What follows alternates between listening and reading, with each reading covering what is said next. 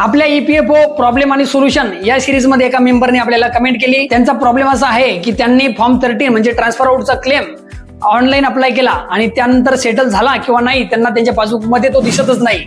तर या प्रॉब्लेमचं सोल्युशन सांगायचं झालं तर कधी कधी काय होतं, तुम्ही ट्रान्सफर आउटचा फॉर्म भरता आणि तुमचा तो क्लेम ए ऑफिस मधून बी ऑफिस मध्ये ट्रान्सफर व्हायचा असतो, परंतु कधी कधी तो मध्येच त्याच्या प्रोसेसमध्ये अडकतो.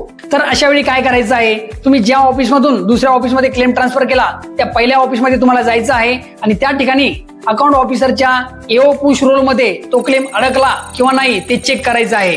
जर तो तुमच्या पहिल्या ऑफिसमध्ये जर अडकला असेल तर त्या ठिकाणी तो पुश करता येतो आणि तो पुश केल्यानंतर तुमचा क्लेम ऑटोमॅटिक सेटल होऊन जातो. जर पहिल्या ऑफिसमध्ये तो क्लेम तुमचा एओ पुश रोल मध्ये सापडला नाही तर तुम्हाला दुसऱ्या पीएफ ऑफिसमध्ये जायचं आहे ज्या ठिकाणी तुम्ही तुमचा क्लेम ट्रान्सफर केला आहे. त्या ठिकाणी सुद्धा तुम्हाला सेम प्रोसेस करायची आहे.